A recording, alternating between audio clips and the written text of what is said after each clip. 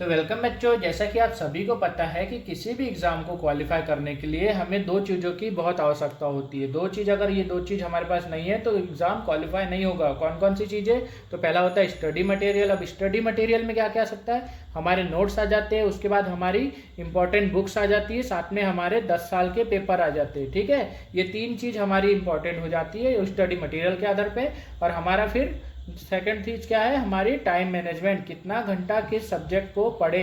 ठीक है, ये भी हमारा बहुत इंपॉर्टेंट होता है पेपर की स्ट्रेटेजी बनाने में। तो मैं आपको आज बताने वाला हूँ पीएनएसटी के एग्जाम में कैसे हम लोग नोट्स बनाएंगे, साथ में कैसे हम लोग कौन कौन सी बुकें, जो एमपी बुक कौन कौन सी रहने वाली है, मार्केट से हम कौन सी बुकें परचेज करें जो कि हमारे एग्जाम पर्पज से सही रहने वाली है, साथ में हम 10 साल के पेपर कैसे सॉल्व करें या 10 साल के पेपर कहाँ से उठाएं। ठीक है, तो ये सारी चीजें मैं आपको इस वीडियो में कवर करूंगा।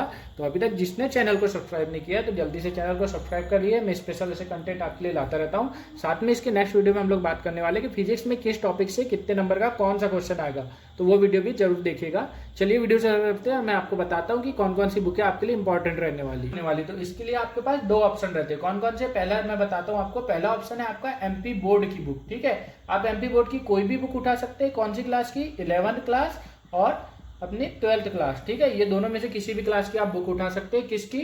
तो शिवलाल प्रकाशन हो सकता है या युग बोध, यानी ये दोनों बुक आप ले सकते हैं। ठीक है, कौन कौन से सब्जेक्ट पूछे जाते हैं? तो ये फिजिक्स, केमिस्ट्री, बायो और जियोलॉजी। ठीक है, यहाँ से आप लोग अगर आप देखेंगे तो 120 नंबर का आपका क्वेश्चन यहाँ से कवर हो जाएगा। तो ठीक है, आप लोग कौन सी एमपी बोर्ड की पहले ऑप्शन में क्या कर सकते हैं? एमपी बोर्ड की 11-12 की बुक उठा सकते हैं। किसकी? फिजिक्स, केमिस्ट्री, बायोलॉजी और जियोलॉजी की। ठीक है, यहाँ से आपका 120 नंबर का क्वेश्चन कवर हो जाएगा। ठीक है, अब इसके बाद आते हैं कि सर एनसीईआरटी की बुक उठा सकते क्या? तो हाँ, एनसीईआरटी की ये आपका सेकंड ऑप्शन है। अगर आपके पास नहीं है बुक, सॉरी एनसीईआरटी होता है ये, एनसीईआरटी की बुक अगर नहीं है आपके पास तो आप एमपी बोर्ड की भी बुक उठा सकते हैं, क्योंकि जो 2019 के बाद से जो की बुकें आई है वो सब एनसीईआरटी बेस आई है, सीबीएसई बेस आई है, तो वो बुकें भी बहुत अच्छी एमपी बोर्ड में। साथ में अगर आप एनसीईआरटी से पढ़ना चाहते हैं तो एनसीईआरटी से भी आप पढ़ लीजिए। इसमें भी सेम आप क्या 11th और 12th की बुक से आप पढ़ सकते हैं, चारों सब्जेक्ट। ठीक है, ये चारों सब्जेक्ट आप 11th-12th की बुक से कवर करेंगे तो हो जाएगा।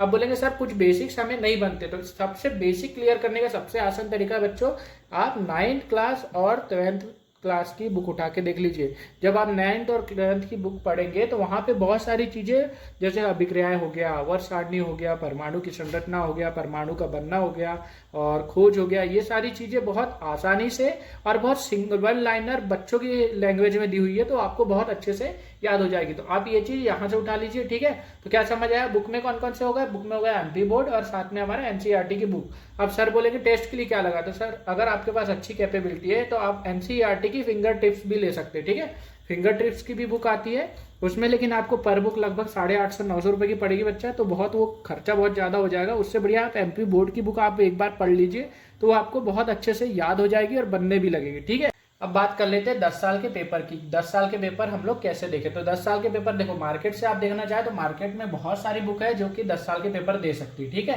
पीएनएसटी के 10 साल के पेपर आप देखेंगे तो सबसे बढ़िया मैं बुक का नाम बताता हूँ। पहले तो आप अरिहंत की ले सकते हैं, साथ में आप ले सकते हैं लुसेंट की। मैं आपको लुसेंट लेने मना करूंगा क्योंकि बेटा लुसेंट में 10 साल के पेपर तो मिल जाएंगे, पर मैंने जहां तक देखा है लुसेंट में क्वेश्चन तो सही रहते, आंसर कुछ कुछ गलत हो जाते। तो जो बच्चे की पहले पढ़ाई हो चुकी है यही 10वीं-12वीं की बुकों से, तो वो लुसेंट परचेस कर सकता है। पर अरिहंत की बुक आप अगर परचेस करेंगे तो साथ में आपको सॉल्यूशन भी मिल जाएगा और सही आंसर भी मिलेंगे, इसलिए मेरे हिसाब से अरिहंत पब्लिकेशन थोड़ा ठीक रहेगा। फिर भी आप देख लीजिए अपने हिसाब से, आपके पास लुसेंट है तो भी कोई बात नहीं, आप देख सकते हैं। साथ में आप बोलेंगे सर न्यूमेरिकल कैसे सॉल्व करें?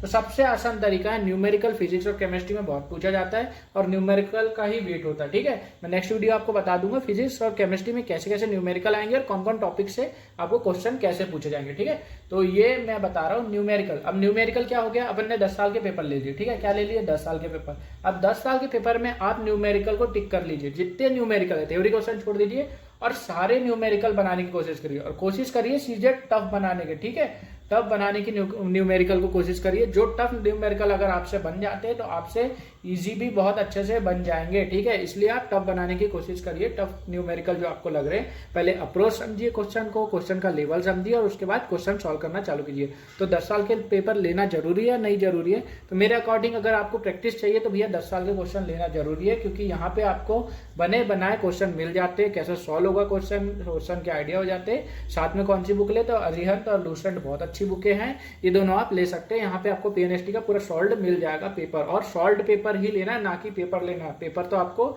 मैं आपको नेट में भी प्रोवाइड करवा दूं या फिर टेलीग्राम में भी प्रोवाइड करवा दूं, पर सॉल्व पेपर आपको बुक में मिलेगा। और आपको अगर सॉल्यूशन चाहिए तो चैनल को सब्सक्राइब कीजिए, मैं कंटिन्यू सारे पेपर सॉल्व करवा के बेहतर रहता हूं। तो मैं आपको ट्रिक भी बताऊंगा कि शॉर्ट में कैसा पढ़े, ठीक है। और आपको पेपर चाहिए तो आप टेलीग्राम में विजिट कर लीजिए, मेरे टेलीग्राम चैनल में भी आपको मिल जाएगा। अब बात करते हैं बेटा टाइम टेबल, ठीक है। टाइम टेबल बहुत जरूरी है। हमारे पास कितने सब्जेक्ट दिए हुए हैं? हमारे पास दिए हुए 5 सब्जेक्ट। कितने नंबर का पेपर आता है? 150 नंबर का। कौन कौन से?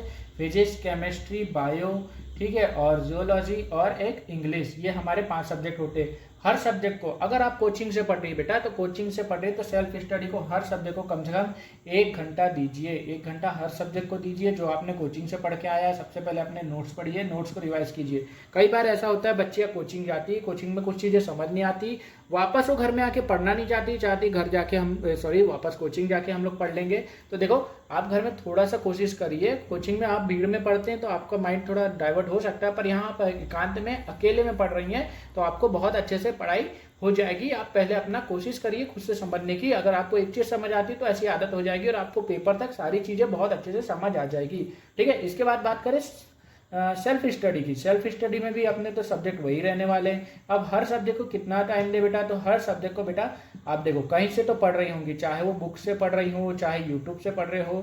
और यूट्यूब से पढ़ना भी आसान होता है। आपको मैं कुछ बता दूंगा लिंक के, जहाँ से आपको पढ़ना बहुत आसान होगा। साथ में मैं आपको पर्सनल ऐसे बहुत जो आईएमपी क्वेश्चन है जो कि आते हैं टॉपिक वाइज, जैसे अभी मैंने रिसेंट में एक वीडियो डाला है मैंने मानव शरीर के ऊपर, उसमें मैंने 50 क्वेश्चन बताए हैं और 50 क्वेश्चन के अंदर मैं आपको बताया कि इसके अंदर से ऐसा टॉपिक पूछेगा। उसमें मैंने लगभग 250 क्वेश्चन को कवर किया। तो वो वीडियो भी बहुत जरूरी है, आपको जरूर देख लेना चाहिए, ठीक है। देखो बच्चों, ये जो मैंने टाइमिंग बताया है आपको बिल्कुल इनिशियल टाइमिंग बताया। इनिशियल मतलब जब आप शुरू कर रहे हैं, ठीक है।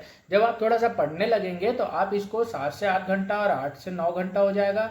फिर 10 से 12 घंटा पढ़ने की कोशिश कीजिए, क्योंकि अगर आप इतना टाइम अपनी पढ़ाई को देते हैं तो हर सब्जेक्ट को 2 घंटा दे रहे हैं, और हर सब्जेक्ट को 2 घंटा दे रहे हैं तो आराम से आपके 150 में से 80 से 90 नंबर आने के चांसेस है। 80 नंबर अगर आ जाते हैं तो आप समझ लीजिए आप किसी भी कैटेगरी से बिलोंग करती हो, आपका सिलेक्शन 100% पक्का है। मैं नहीं बोलता 150 नंबर लाना है, मैं बोलता हूँ इतने तो नंबर ला लो कि सिलेक्शन हो जाए, ठीक है। अपने को टॉप नहीं करना है, अपने को सिर्फ सिलेक्शन लाना है। और मैंने आपको सब कुछ बता दिया। क्या बता दिया? आपका बुक मटेरियल कौन कौन सा, 11th की बुक और 12th की बुक कौन कौन सी, 11th की बुक और 12th की बुक कौन सी, एमपी बोर्ड की आप ले सकते हैं, साथ में एनसीईआरटी की, ठीक है। एमपी बोर्ड और एनसीईआरटी दोनों की बुक ले सकते हैं, दोनों ही बेस्ट है। साथ में अपने 10 साल के पेपर, तो हाँ 10 साल के पेपर लेना है। 10 साल के पेपर क्यों लेना है? क्योंकि उससे हमें न्यूमेरिकल सॉल्व करना है, तो सॉल्व बुक लेना।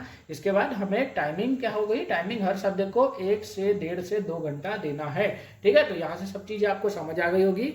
चलिए पढ़ाई में मन लगाइए और फिर मिलते हैं नेक्स्ट वीडियो में, ठीक है बच्चों। All the best.